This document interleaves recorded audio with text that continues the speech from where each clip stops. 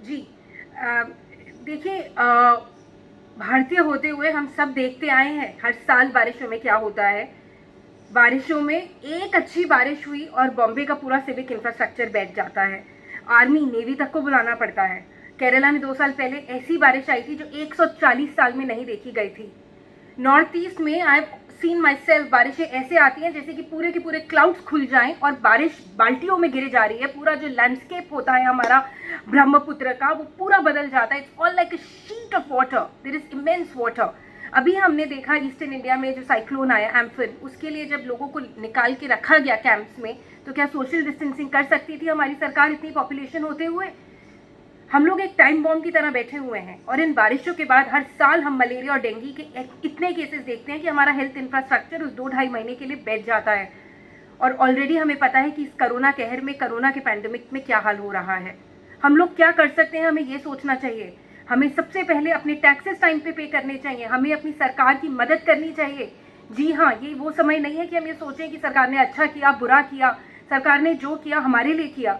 हमें इस बात पे विश्वास रखते हुए हमारे नियुक्त सरकार के लिए हमें कोशिश ये करनी चाहिए कि अपने एरिया में हम जो कर सकें।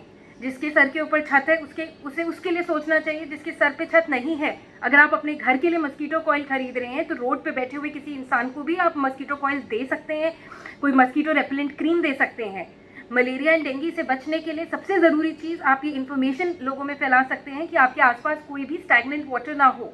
पुराना कूलर हुआ, ऊपर टैंकी हुई, उसके आसपास कोई टूटी हुई बाल्टी, पौधा हुआ जिसके अंदर पानी भरे जा रहा हो, तो उसको खाली करिए। वेट ना करें कि एमसीडी के ऑफिसर आपको ये चीज़ याद दिलाने आए। आपको पता होना चाहिए। और हम सबको पता है इस वक्त जब हमारा देश कोरोना से लड़ रहा है, और ऐसा लगता है कि शायद कोरोना के लिए नंबर वन बनने वाले हैं हम इस रेस में, जो हम बिल्कुल भी लड़ने के लिए रेडी नहीं है और चाहते नहीं है। मगर हमें लड़ना पड़ेगा, तो हम सबको एकजुट होना पड़ेगा। जी, हमें अपनी शरीर की ताकत बढ़ानी है, हमें अपने संस्कार को याद रखना है। नमस्कार करके हमें बेफालतू लोगों के साथ नहीं बैठना है। 2 गज की दूरी हर वक्त बनाए रखनी है, अपने घर के लोगों के साथ, अपने बाहर के लोगों के साथ। हमें पूरा इस बात का ध्यान रखना है और एक सतर्क सिटीजन बनते हुए हमें ध्यान देना है कि हमारी ये जिम्मेवारी है कि हम ऐसे बीमार ना हो कि हमें अपने हेल्थ इंफ्रास्ट्रक्चर को और दबाना पड़े। जी, और दूसरी चीज़ जो मुझे ये लगती है कि हमें बहुत ध्यान रखना चाहिए, अगर हम घर से बाहर जा रहे हैं तो हम सूती, कॉटन के या लिनन के ही कपड़े पहने। इवन इनर गारमेंट्स में सिंथेटिक कम से कम हो। उससे फ़ायदा ये होगा कि हमारे अंदर बॉडी में इन्फेक्शंस कम होंगी। जो डायबिटिक्स हैं या सीनियर सिटीजन्स हैं, उन्हें एंटी फंगल पाउडर अपनी बॉडी में डालना चाहिए, स्पेशली फोल्ड्स में जहाँ पे इन्फेक्शन रुकने के ज़्यादा चांसेस होते हैं।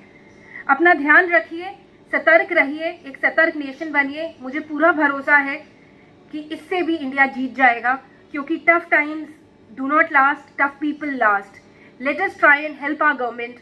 वी ऑल रिमेंबर कि अभी हमने क्या देखा था। पिछले साल बॉम्बे में एक अच्छी बारिश होती है और पूरा सिविक इंफ्रास्ट्रक्चर बैठ जाता है। Let us pray for our Mumbai Indians, let us pray for our Delhi Indians in all the hot spots which are upcoming. Let us do our bit. Let us ensure there is no collected water. Let us ensure we are lesser infected. Our immunity is high. हम सब योगा करें, exercise करें घर के अंदर, अपनी ताकत, शरीर की ताकत बढ़ाएं और अच्छी सोच बढ़ाएं। इम्यूनिटी हमारी सोच से है। मन जीता जग जीत। थैंक्स।